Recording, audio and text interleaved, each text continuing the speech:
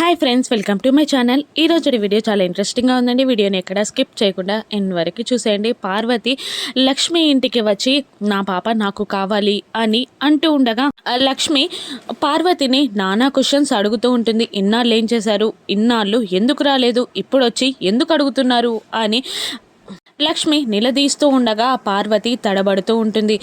అలా కాదు, నేను చూడడానికి వచ్చాను అని పార్వతి అంటుండగా చూడడానికి వస్తే చూపించండి అనాలి, కానీ తీసుకెళ్తాను అని ఎందుకు అంటున్నారు అని లక్ష్మి అడుగుతూ ఉండగా అదే చూసి తీసుకెళ్దామని వచ్చాను అని పార్వతి అంటూ ఉంటుంది. అసలు మీరు హాస్పిటల్లో పాపని ఎందుకు వదిలిపెట్టి వెళ్ళిపోయారు అని అంటుండగా అది అది అని పార్వతి నసుకుతూ ఉండగా చెప్పండి, మీరు కరెక్ట్గా ఆన్సర్ చెప్పాలి కంపల్సరీ మాకు అని లక్ష్మి అంటూ ఉండగా నన్ను ఒకడు ప్రేమించి మోసం చేసి వెళ్ళిపోయాడు, అందుకనే బిడ్డతో సమాజంలో బ్రతకలేనన్న భయంతో అక్కడే పాపని వదిలిపెట్టి వెళ్ళిపోయాను అని అంటూ ఉంటుంది పార్వతి. లక్కీ మీ కూతురే అనడానికి మీ దగ్గర సాక్ష్యమేముంది అని లక్ష్మి నిలదీస్తూ ఉండగా హాస్పిటలే సాక్ష్యం, మీరు హాస్పిటల్లో ఎవరినైనా అడగండి, లక్కీ కన్న తల్లి నేనే అని చెప్తారు అని పార్వతి అంటూ ఉండగా అసలు లక్కీ మా దగ్గర ఉందని మీకెలా తెలుసు అని అడుగుతూ ఉంటుంది లక్ష్మి. ఇక పార్వతి హాస్పిటల్ వాళ్ళే ఇన్ఫర్మేషన్ ఇచ్చారు, ఇన్నాళ్ళుగా లక్కీని మీరు ఇంత మంచిగా పెంచుతున్నందుకు నాకు చాలా సంతోషంగా ఉంది, అది పాప అదృష్టం మీ దగ్గర పెట్టడం, కానీ 8 ఏళ్ల నుండి నేను నా పాప కోసం ఎదురు చూస్తున్నాను, నా పాపని నాకు ఇచ్చేయండి అని మళ్ళీ పార్వతి అంటూ ఉండగా అప్పుడు రాని నువ్వు ఇప్పుడు ఎందుకు వచ్చినట్టు అని మళ్ళీ లక్ష్మి అడుగుతూ ఉండగా ఇక పార్వతి అప్పుడు నా చేతిలో నేను పాపని పోషించేంత స్థితి నాకు లేదు, ఇప్పుడు నాకు ఒక కుటుంబం ఉంది, జాబ్ ఉంది, కాబట్టి నేను నా బిడ్డని పోషించుకోగలుగుతాను అని అంటూ ఉంటుంది పార్వతి. ఇక నా పాప నాకు కావాలి ఇచ్చేయండి అని మొండి పట్టదలగా పార్వతి అడుగుతూ ఉండగా ఇక మిత్ర ఏడుపు గొంతుతో పాప ఇంకా నిద్ర లేవలేదు, కాసేపు కూర్చోండి అని అంటుండగా 8 ఏళ్ల నుండి నా పాప కోసం నేను ఎదురు చూస్తున్నాను, ఇంకాసేపు చూడలేనా అని అంటూ అలాగే అని అనగానే మిత్ర బాధగా అక్కడి నుండి పక్కకి వెళ్ళిపోతాడు. లక్ష్మి కూడా ఏడుస్తూనే ఉంటుంది. ఇక జున్ను వెళ్ళి లక్కీ కాళ్ళ దగ్గర కూర్చుంటాడు. నాన్న నాన్న అని లక్కీ కలవరిస్తూనే కళ్ళు తెరవగానే జున్నుని చూసి హ్యాపీగా ఫీల్ అవుతూ జున్ను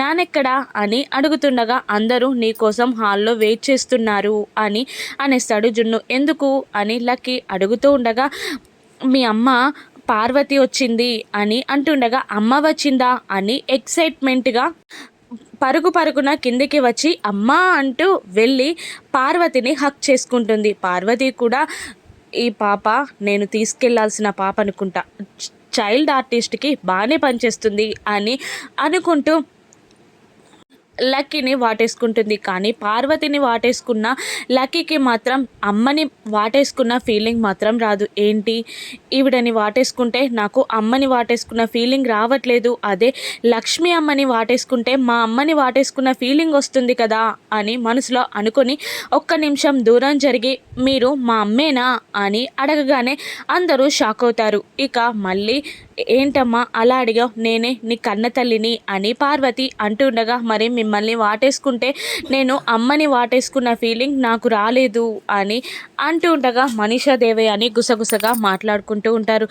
ఈ పిల్ల మన ప్లాన్ అంతా వేస్ట్ చేసేలా ఉంది అని అనుకుంటూ ఉంటారు. ఇక దేవయ్య అని ఒక్క నిమిషం ముందు మాట్లాడుతూ ఇలా అంటుంటుంది, తను నిన్ను పురిటిలోనే వదిలిపెట్టి వెళ్ళిపోయింది కదా, తనకి నీకు టచెస్ లేవు కదా, అందుకనే నీకు ఆ ఫీలింగ్ రావట్లేదు అని దేవయాని అంటుండగా మరి లక్ష్మి అమ్మని వాటేసుకుంటే నాకు మా అమ్మని వాటేసుకున్నట్టు ఎందుకు అనిపిస్తుంది అని అంటుండగా మనీషా లక్ష్మి నీ దగ్గరే ఉంటుంది కదా, అందుకే నీకు అలా అనిపిస్తున్నట్టుంది అని అంటుండగా ఇన్నాళ్ళు లక్ష్మి అమ్మ కూడా నా దగ్గర లేదు, ఈ మధ్యలోనే నా జీవితంలోకి వచ్చింది, కానీ లక్ష్మి అమ్మని వాటేసుకుంటే నాకు మా అమ్మని అమ్మని వాటేసుకున్నట్టే ఉంది, ఎందుకు ఇలా అని అంటుండగా లక్ష్మి ఏడుస్తూ ఉంటుంది. ఇక వెళ్దాం పదమ్మా అని పార్వతి లక్కీని అంటుండగా, లేదు మా నాన్నెక్కడ అని అంటూ ఉండగా జున్ను అదిగో అక్కడున్నాడు అని చూపిస్తాడు. ఇక నాన్న అంటూ వెళ్ళి మిత్ర కాలుని గట్టిగా పట్టుకొని,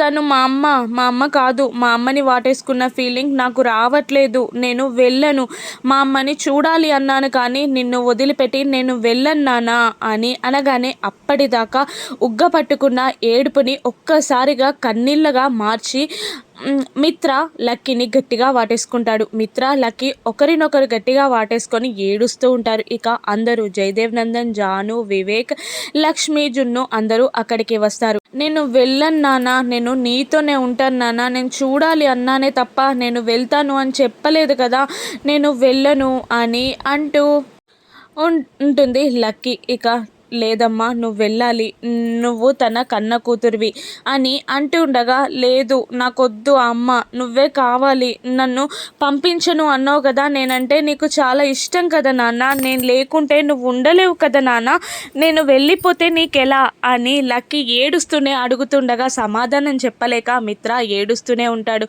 ఇంకా మళ్ళీ లక్కీ ఇలా అంటుంటుంది, కావాలంటే తనని కూడా ఇక్కడే ఉండమనండి కానీ నేను వెళ్ళను అని అంటుండగా అందరి మైండ్స్లో ఒక్కసారిగా ఆ ఆలోచన మంచిగా అనిపిస్తుంది. ఇక జయదేవ్ నందన్ కూడా మిత్రాని, నువ్వు లక్కీని దత్తత తీసుకొని పెంచుకుంటున్నావు కాబట్టి నీకు హక్కు ఉంటుంది అని అంటుండగా వివేక్, జాను, లక్ష్మి కూడా చిన్న పిల్లైనా మంచి మాట చెప్పింది, ఇక్కడే ఉండమని చెప్దాం అని అంటుండగా, లేదు నాకు లక్కీ పైన మమకారం తప్ప అధికారం లేదు, తనకే అధికారం ఉంటుంది కదా అని అంటుండగా, లేదు మిత్ర, నువ్వు చిన్నప్పటి నుండి పెంచావు కాబట్టి నీకు కూడా అధికారం ఉంటుంది, నువ్వు మాట్లాడకపోతే నేను మాట్లాడతాను అని జయదేవ్ నందన్ అంటూ మిత్ర వాళ్ళందరినీ తీసుకొని పార్వతి దగ్గరికి వస్తారు. ఇక పార్వతి మళ్ళీ నా పాపనిస్తే వెళ్ళిపోతాను అని అంటూ ఉంటాడు. ఇక అప్పటికే వాళ్ళు ఏ ప్లాన్ చేసినా కూడా నువ్వు లొంగకు, లక్కీని తీసుకొని వెళ్ళిపోతానను అని మనీష ఆ పార్వతికి వార్నింగ్ ఇస్తుంది. అలాగే అంటుంది పార్వతి.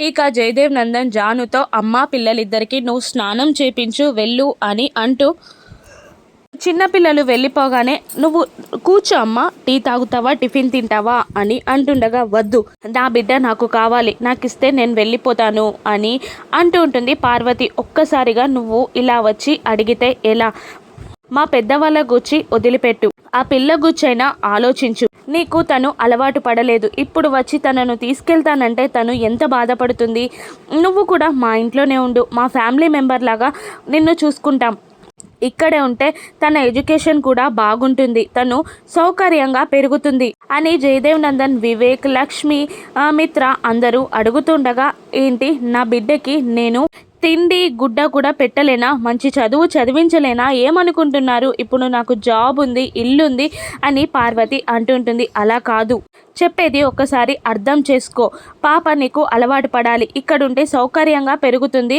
ఎడ్యుకేషన్ కూడా బాగుంటుంది, ఇక్కడే ఉండు అని అంటుండగా పార్వతి ఆలోచనలో పడిపోతుంది. పార్వతి ఇక్కడే ఉంటుందా, పార్వతి దొంగ నాటకాన్ని లక్ష్మి ఎలా బయట పెట్టనుందో రాను ఎపిసోడ్స్లో చూద్దాం. Thank you for watching.